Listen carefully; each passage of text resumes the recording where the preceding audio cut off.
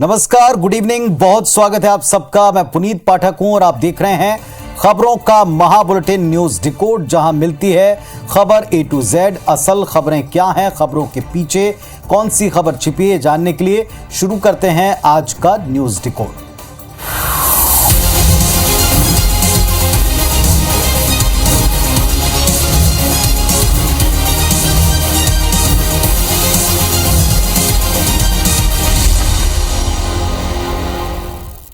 सबसे पहले उस खबर बल्कि उस रिपोर्ट के ऊपर नजर जिस पर सारी दुनिया की तो नजरें गई ही, लेकिन सारे देश और देश के कारोबार और अब सरकार तक पर उंगलियां उठी हैं, सवाल उठे हैं। आज अडानी ग्रुप पर आई रिपोर्ट को आधार बनाकर कांग्रेस पार्टी ने प्रदर्शन किया। कांग्रेस ने SBI और LIC शाखाओं के सामने अपना प्रोटेस्ट किया है। ये रिपोर्ट क्या है और किस तरह का प्रोटेस्ट रहा है, इस रिपोर्ट में जानेंगे। हाथों में पोस्टर और नारेबाजी, तस्वीरें कांग्रेस के प्रदर्शन की है। छत्तीसगढ़ में कांग्रेस ने भारतीय स्टेट बैंक और LIC की मुख्य शाखाओं के सामने प्रदर्शन किया।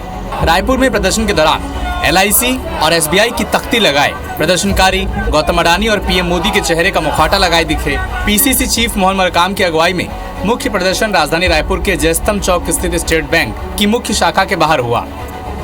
मोदी जी की सरकार उनके मित्र अडानी को फायदा पहुंचाने का काम किया है। आम जनता का पैसा को मार्केट में लगाकर पैसा डुबोने का काम किया है। हमारी मांग है JPC की जांच हो। आपको बता दें कि पिछले दिनों अमेरिका की एक रिसर्च फर्म हिंडनबर्ग की अडानी ग्रुप पर एक रिपोर्ट आई थी, जिसमें अडानी ग्रुप पर कथित अनियमितता के आरोप लगे थे। रिपोर्ट के आने के बाद अडानी ग्रुप के शेयर्स में भारी गिरावट भी देखने को मिल रही है।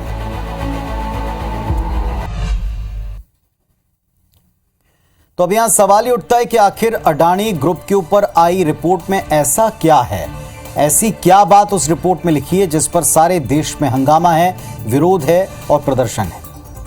दरअसल एक अमेरिकी कंपनी है हिंडनबर्ग रिसर्च। ये कंपनी इक्विटी, क्रेडिट और डेरिवेटिव मार्केट के आंकड़ों पर रिसर्च करती है, बाकायदा उनका एनालिसिस करती है, विश्लेषण करती है। इसे आप कॉरपोरेट जगत की गतिविधियों के बारे में खुलासा करने के लिए इस रिपोर्ट का आधार बना सकते हैं, डिटेल ले सकते हैं। कंपनी दरअसल ये पता लगाती है कि क्या शेयर मार्केट में कोई ऐसी फर्म, कोई ऐसी कंपनी है जो गलत तरीके से पैसों का हेरफेर कर रही है। कोई कंपनी अकाउंट मिसमैनेज करने का कोई बड़ा खेल तो नहीं कर रही। कोई कंपनी शेयर मार्केट में अपने फायदे के लिए गलत तरीके से दूसरी कंपनियों के शेयर को बैट लगा करके कहीं कोई नुकसान तो नहीं पहुंचा रही। ये इस फर्म का काम है। 24 जनवरी को हिंडनबर्ग ने देश के अडानी समूह पर 32,000 शब्दों की एक रिपोर्ट जारी की है। इस 32,000 शब्दों वाली रिपोर्ट में कुल 88 सवाल हैं। इसमें यह दावा किया गया है कि अडानी समूह दशकों से शेयरों में हेरफेर कर रहा है, अकाउंट्स की धोखाधड़ी में शामिल है। इस रिपोर्ट में आरोप लगाया गया कि मॉरिशस से लेकर संयुक्त अरब अमीरात तक टैक्स हेवन देशों में अडानी परिवार की कई मुखौटा कंपनियां हैं, शेल कंपनीज भी आप इनको कह सकते हैं, और इनका उपयोग भ्रष्टाचार, मनी लॉन्ड्रिंग के लिए किया गया।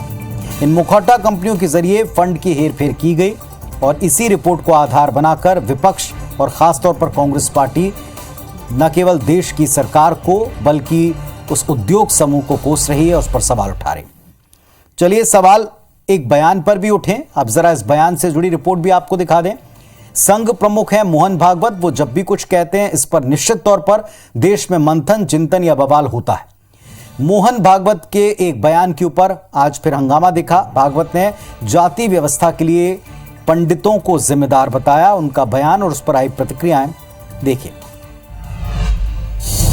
कोणीही उच्च नीच नाही, शास्त्रांचा आधार घेऊन पंडित लोक जे सांगत असतात ते खोटं आहे। जाती जातीच्या श्रेष्ठत्वाच्या कल्पनेमध्ये उच्च नीचतेच्या भोवऱ्यात अडकून आपण भ्रमिष्ट झालो। मोहन भागवत के बयान पर बवाल मच गया है। मोहन भागवत के बयान को ब्राह्मणों का अपमान बताया जा रहा है। राजधानी रायपुर पहुंचे शंकराचार्य अभिमुक्तेश्वरानंद ने सवाल किया कि मोहन भागवत ने कोई अनुसंधान किया है। इसके अलावा राजनीतिक बयानबाजी भी देखने को मिल रही है और कांग्रेस को बैठे बिठाए एक मौका मिल गया। पूरा हिंदुस्तान जानना चाहता है कि RSS प्रमुख इस तरीके से बयान करते हैं तो क्या भारतीय जनता पार्टी माननीय मोहन भागवत जी की बातों से सहमत हैं। आरएसएस और भारतीय जनता पार्टी इस पूरे मसले में स्वयं कंफ्यूज्ड है। में ये पंडितों ब्राह्मणों का अपमान कर रहे हैं, सनातन धर्म का अपमान कर रहे हैं। जो चीज आज खत्म हो गई है उसको केवल वोट की खातिर लोगों को बांटने का प्रयास कर रहे हैं, जो मैं समझता हूँ सरासर असंवैधानिक भी है। वहीं दूसरी तरफ बीजेपी मोहन भागवत के बयान पर बैकफुट पर दिख रही है।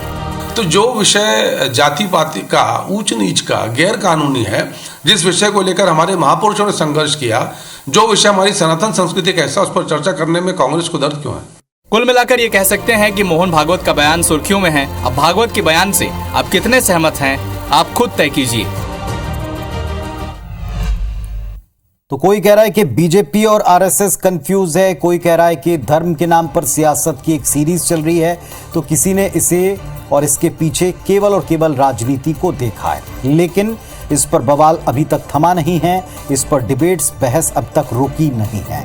कुछ और समय जाने दीजिए, क्या इसमें और एंगल जुड़ते हैं ये हम देखेंगे। फिलहाल मध्य प्रदेश की सियासत के एक अहम बिंदु पर आते हैं। मुख्यमंत्री शिवराज सिंह चौहान का मिशन सवाल जारी है। आज एक बार फिर से शिवराज सिंह चौहान ने पूर्व सीएम रहे कमलनाथ को और उनके वचन पत्र को टारगेट किया है। देखिए,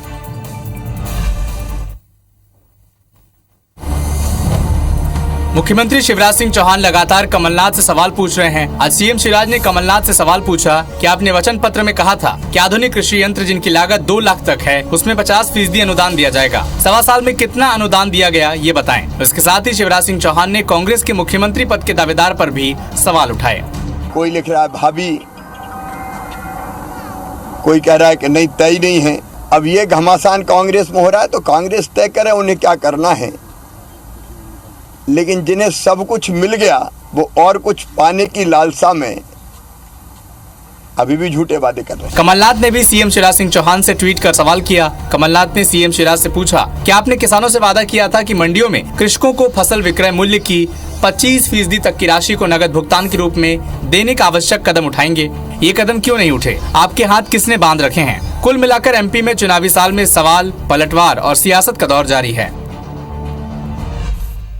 तो बात तो तब है जब सवालों के जवाब मिले, लेकिन सवाल के बदले यहां सवाल हो रहे हैं। और ये चुनाव बड़े अद्भुत हैं, जहां विपक्ष के घोषणा पत्र के ऊपर सरकार की तरफ से सवाल दागे जा रहे हैं और ये सिलसिला जारी। राजनीति के केंद्र में चुनावी वायदे, घोषणा पत्र, इन सवालों के केंद्र में भी यही दिखता है। क्यों ऐसा है, जरा डिकोड कर लें। हर राजनीतिक दल चुनावी वायदे करता ही है। हम सब उन चुनावी वायदों को एक घोषणा पत्र में देखते हैं। चुनाव से पहले वचन पत्र, घोषणा पत्र, संकल्प पत्र, अलग अलग नामों से मैनिफेस्टोज आते हैं।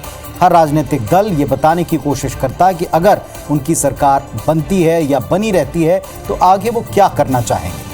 बहरहाल मध्य प्रदेश में चुनावी वायदों पर जो ताज़ा बहस का दौर है, इसमें पहली बात, राजनीतिक दल 100% अपने घोषणा पत्र को हकीकत में ला पाए हों, ऐसा कोई दल, कोई घोषणा पत्र अब तक नहीं रहा है। दूसरी बात, हर राजनीतिक दल को एक दूसरे के चुनावी घोषणा पत्र को लेकर सवाल पूछने के साथ साथ अपने चुनावी वायदों का हिसाब जरूर देना चाहिए, और यही दूसरा दल भी कहता नजर आता है। साथ ही आम जनता की जिम्मेदारी है, आपकी हमारी जिम्मेदारी है कि हम अपने जनप्रतिनिधियों से उनके दल के घोषणा पत्र का हिस्सा मांगे।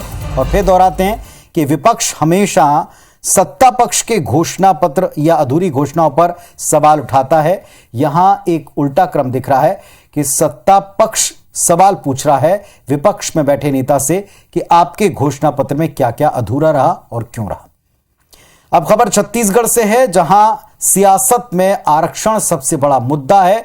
आदिवासी आरक्षण के मुद्दे पर हाईकोर्ट ने राज्यपाल के सचिवालय को एक नोटिस जारी किया। नोटिस आरक्षण संशोधन विधेयक से जुड़ा हुआ है। एक रिपोर्ट देखिए पहले। छत्तीसगढ़ में आरक्षण संशोधन विधेयक का मसला सरकार राजभवन से लेकर अब बिलासपुर हाईकोर्ट तक पहुंच चुका है। छत्तीसगढ़ में आरक्षण को लेकर मचे घमासान के बीच हाईकोर्ट की जस्टिस रजनी दुबे ने राज्यपाल सचिवालय को नोटिस जारी का जवाब मांगा है। आरक्षण के मुद्दे पर सोमवार को शासन की तरफ से सुप्रीम कोर्ट के सीनियर एडवोकेट और पूर्व केंद्रीय मंत्री कपिल सिब्बल पेश हुए। अहम बात यह है कि राज्यपाल ने नोटिस के बारे में कुछ नहीं कहा। हाईकोर्ट से नोटिस जारी हुआ उसके लिए। वहीं बीजेपी का कहना है कि हाईकोर्ट के फैसले के आधार पर ही संशोधन विधेयक लंबित है। हाई कोर्ट के फैसले के आधार पे तो रुका हुआ है। हाई कोर्ट ने 56% को रोक दिया। जब 56% को रोक दिया तो फिर 82% कैसे वैलिड होगा? फिर जवाब दे देंगे उसको। आपको बता दें कि राज्य सरकार ने 2 महीने पहले विधानसभा के विशेष सत्र में राज्य के कई वर्गों के आरक्षण को बढ़ा दिया था और ये विधेयक राजभवन में अटका हुआ है। तो हाईकोर्ट ने राजभवन को नोटिस भेजा है। अब सवाल ये उठता है कि राज्यपाल के खिलाफ जो याचिकाएं लगाई गईं, उन याचिकाओं में दरअसल कहा क्या गया है, वो आपको विस्तार से डिकोड करके बता रहे हैं। राजभवन या राज्यपाल के विधेयक स्वीकृत न करने को लेकर 2 याचिकाएं दायर की गईं, जिसमें से एक याचिका राज्य शासन राज्य सरकार की है। इस याचिका में कहा गया है कि राज्य सरकार ने आरक्षण के मुद्दे पर राज्यपाल से सहमति लेकर विधानसभा का विशेष सत्र बुलाया। इसमें जनसंख्या के आधार पर प्रदेश में 76% कुल आरक्षण का प्रस्ताव अलग अलग वर्गों को मिलाकर हुआ है। इसमें आर्थिक रूप से कमजोर सामान्य वर्ग के लोगों को भी 4% आरक्षण का प्रावधान शामिल किया है, जैसी कि मंशा है, निर्देश है। नियमानुसार विधानसभा से आरक्षण बिल पास होने के बाद पक्ष की पूर्ण सहमति के बाद इसे अब राजभवन भेजकर राज्यपाल के हस्ताक्षर का इंतजार है। राज्य शासन ने बिल पर हस्ताक्षर करने के लिए राज्यपाल के पास में इसे भेजा, उसी तारीख को भेजा, लेकिन राज्यपाल बिल पर लंबे समय से हस्ताक्षर नहीं कर रही। ये राज्य सरकार की याचिका है, जिस पर हाईकोर्ट ने नोटिस देकर अब राजभवन से जवाब मांगा है। विपक्ष की प्रतिक्रिया भी आपने सुन ली। उनका कहना है कि दरअसल हाईकोर्ट ने ही जब 56% के ऊपर रोक लगाई तो फिर आगे 70 से ऊपर प्रतिशत पर क्यों ना रोक लगे, इसको लेकर सवाल जवाब से ही रुका हुआ है। कुल मिलाकर यह मुद्दा जल्दी थमने वाला नहीं है। एक और मुद्दा है जो सारे देश में चर्चित है और प्रदेशों की भी राजनीति को सुलगा रहा है। रामचरितमानस की चौपाई पर विवाद थमा नहीं है। यूपी से शुरू हुआ विवाद अब इसकी गर्माहट मध्य प्रदेश की राजनीतिक गलियारों में भी है। रामचरितमानस की एक चौपाई को लेकर देश में चल रहे विवाद पर मध्य प्रदेश में भी सियासत गरमाई हुई है। कांग्रेस विधायक पीसी शर्मा ने रामायण की चौपाई को लेकर देश में चल रही बहस का जिम्मेदार बीजेपी को बताया। शर्मा ने कहा कि रामायण की चौपाई को लेकर प्रपंच और षड्यंत्र बीजेपी का ही है। बीजेपी के इशारे पर अब चौपाई की गलत व्याख्या की जा रही है। रामायण की जो तुलसीदास जी की जो चौपाई है, इसमें उन्होंने कहा कि शूद्र नारी और ताड़ना के अधिकार, ये ताड़ने वाली बात है। गलत व्याख्या करके ये केवल वोट की राजनीति। वहीं रामचरितमानस पर कांग्रेस नेता पीसी शर्मा के बयान पर बीजेपी ने पलटवार किया। किसी ने गोस्वामी तुलसीदास जी के भाव और भावनाओं का अपमान किया है तो उन पर कार्रवाई होना चाहिए, और कार्रवाई विधि सम्मत है, कानून की कार्रवाई है। मुझे लगता है राजनीति शायद कांग्रेस पार्टी कर रही है। दरअसल यूपी में इस वक्त रामचरितमानस की एक चौपाई को लेकर सियासी बखेड़ा खड़ा है। ढोर गंवार शूद्र पशु नारी इस चौपाई पर विवाद है। तो वैसे भी दरअसल रामायण की चौपाई पर बहुत कुछ कहा जा चुका है। सबकी अलग अलग एंगल, अलग अलग व्याख्याएं सामने आ चुकी हैं और इस पर विवाद को एक बड़ा वर्ग बेवजह मानता है और मुद्दों पर से ध्यान भटकाने वाला मांगता है, और एक वर्ग मानता है कि इस पर राजनीति हो रही है या राजनीति के लिए इस्तेमाल किया जा रहा है। फिलहाल हम आते हैं एक ऐसे विषय पर जो मासूमों से जुड़ा है, उनकी जान से जुड़ा है। अंधविश्वास के फेर में मासूमों पर बेरहम तरीके से इलाज की एक पद्धति या कुप्रथा और इसके बाद होती उनकी मौत। कई सवाल हैं, कहां यह हो रहा है, देखें आप।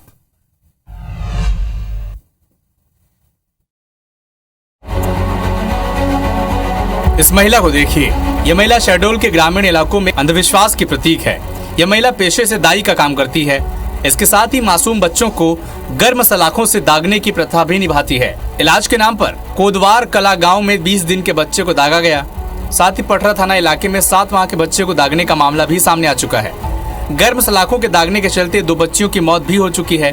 इस महिला पर 3 माह की बच्ची को 51 बार दागने का आरोप है, जिसे ये महिला स्वीकार भी करती है। घर में बुला के दगवाए हैं, अपने घर में बुला के लड़के अपने से अकवाए हैं और सब चीज दिए हैं। अपने से मैं नहीं आके हूँ, अपने घर हूँ बुला के यहाँ कुछ नहीं आकने आए। आपको बता दें कि आदिवासी इलाकों में दगना प्रथा मौजूद है, जिसकी बड़ी वजह जागरूकता की कमी है। पूरे मामले पर सीएम शिवराज ने दोषियों पर विधि सम्मत कार्रवाई की बात कही है।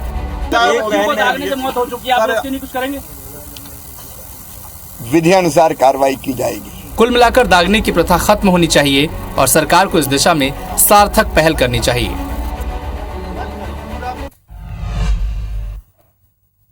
तो विज्ञान के युग में, आज के संचार के दौर में, आज के 4G 5G के दौर में ऐसा हो रहा है, ये सोचकर जानकर अचरज भी होता और बड़ी तकलीफ भी। आज के दौर में परंपरा के नाम पर अंधविश्वास का बोलबाला है, कुछ इलाकों में जमकर है, खास तौर पर वहां जहां थोड़ी सी अज्ञानता या थोड़ी सी हम कहें आज की वैज्ञानिक सोच की कमी। मध्य प्रदेश, झारखंड के कुछ आदिवासी अंचलों में आज भी ये विचित्र परंपरा है जो जानलेवा बन गई। चलिए जरा ये दागना प्रथा और इसके तर्क क्या हैं जो दिए जाते हैं, जरा इसको आज हम डिकोड कर रहे हैं। दागना प्रथा में, परंपरा में पेट संबंधी रोगों को ठीक करने के लिए बच्चों के पेट को गर्म सलाखों से दाग दिया जाता है। सोचकर देखें, आप थोड़ी देर के लिए सोचकर देखें कि क्या इसका इंपैक्ट होगा जब मासूम बच्चों को आप दागेंगे। जनवरी के महीने में आदिवासी क्षेत्रों में टूसू पर्व मनाया जाता है। पर्व के पहले दिन से गांव-गांव में बच्चों को दागने का यह सिलसिला भी शुरू हो जाता है। टूसू पर्व को करीब से जानने वाले लोग ये कहते बताते हैं कि पर्व के दिन गांव के लोग अपने बच्चों को लेकर ओझा गुनिया के यहाँ पहुंचते हैं, बच्चों को जबरन चारपाई पर लिटाते हैं, दोनों हाथ पैर पकड़ते हैं और फिर ओझा बच्चों की नाभि पर सरसों का तेल लगाकर उसे गर्म सलाखों से दागता है। इस दिन पूरे गांव में आपको सिर्फ बच्चों के रोने की आवाज सुनाई पड़ती है। दूध में बच्चे से लेकर 5 साल तक के बच्चों को इसी तरह परंपरा के नाम पर दागा जाता है, चिकाया जलाया जाता है। मान्यता है कि जिन बच्चों को दाग दिया जाता है उनको फिर कभी पेट संबंधी कोई बीमारी नहीं होगी। सरसों का तेल लगाकर दागते 4-5 बार लोहे तांबे की सलाखों से अलग अलग हिस्सों में आप जो है एक होल सा बनाते हैं, आप वहां एक गोल सा बनाते हैं और ये बच्चों के लिए बड़ी तकलीफ दे। ठंड का मौसम है, जनवरी का महीना, इसमें बच्चों के शरीर से कपड़े उतारकर ओझा के सामने उनको लिटाया जाता और ये सारे क्रम दिखते हैं। यानी कुल मिलाकर इस पूरी परंपरा, इस पूरी प्रथा में एक बात पूरी तरह स्पष्ट है कि लोग इस बात से पूरी तरह अनजान हैं कि वो कितना जोखिम बच्चों के लिए ले रहे हैं। और बच्चों की मौत के बाद ये मामला मीडिया में आया, मीडिया से अब सवाल सरकार के सामने पहुंचा। यह भी कहा गया कि दरअसल उस इलाके में जहां ये ऐसा होता है वहां स्वास्थ्य की ठीक सेवाएं नहीं हैं। कोई मानता नहीं, लेकिन अब भी ऐसा कुछ इलाकों में है और जो कहा जा रहा विधि सम्मत कार्रवाई वाकई होनी चाहिए, ट्रांसपेरेंसी के साथ होनी चाहिए। खबर अब दिल्ली से, जहां नगर निगम के मेयर पद का चुनाव हो नहीं हो पाया। नगर निगम की बैठक में जबरदस्त हंगामा देखने को मिला। आम आदमी पार्टी सुप्रीम कोर्ट में अब इसे लेकर अपील कर सकती है।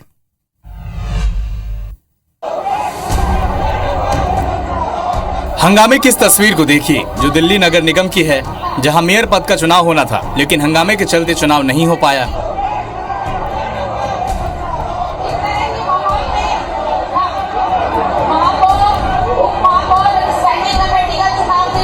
मतलब ये कि दिल्ली नगर निगम के मेयर और स्थायी समिति के सदस्यों का चुनाव आम आदमी पार्टी और बीजेपी पार्षदों के हंगामे के बीच सोमवार को तीसरी बार टल गया। फिलहाल अगली तारीख के लिए एमसीडी हाउस को स्थगित कर दिया गया।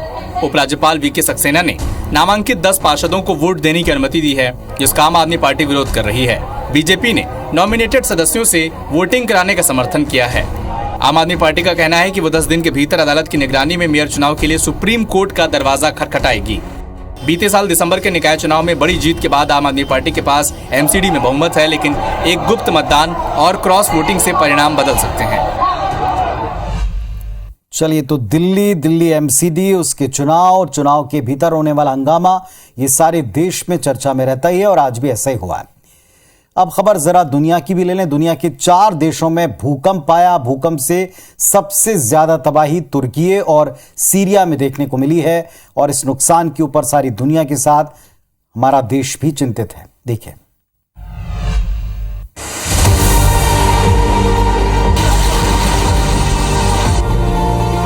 तबाही की इन तस्वीरों को देखिए। कयामत का ये मंजर तुर्की यानी तुर्की का है।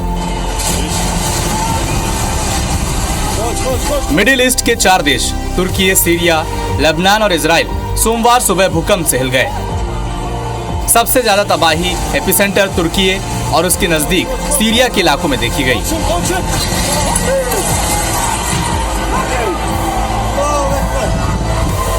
तुर्की में अब तक 1300 लोगों की जान चली गई है और 23 लोगों के घायल होने की खबर है, जबकि सीरिया में 237 लोग मारे गए और 639 जख्मी हैं।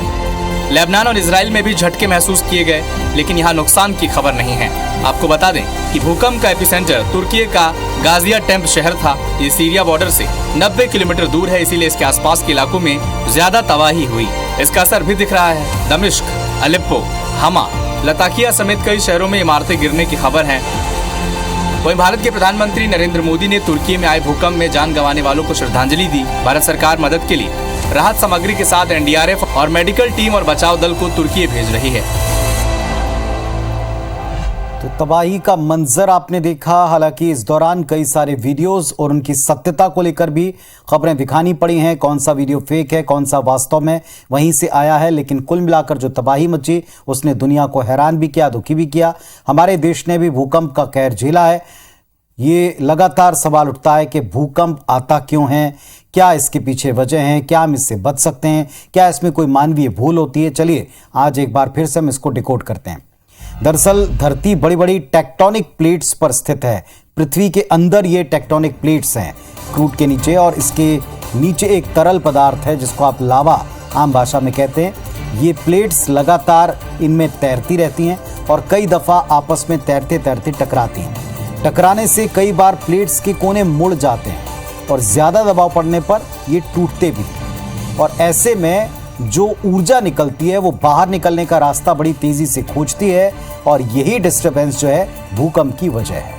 आपको जानकर हैरानी होगी कि धरती के कई मील भीतर जब टेक्टोनिक प्लेट हिलती हैं तो सैकड़ों परमाणु बम के बराबर एनर्जी उससे निकलती, डिस्चार्ज होती है। और यही ऊर्जा 2 स्टेप्स में, 2 हिस्सों में 4 तरह की तरंगों के जरिए धरती के बाकी हिस्सों में फैलकर एक तबाही मचाती। वैसे तो अपने आप को एडजस्ट करती है, पर धरती के ऊपर पहली क्रस्ट पर इसमें तबाही दिखती। भूकंप के केंद्र में पृथ्वी की सतह तक ऊर्जा 2 तरह की तरंगों से पहुंचती है। एक को आप विज्ञान की भाषा में या भूगर्भ की भाषा में पी वेव कहते हैं और दूसरे को एस वेव।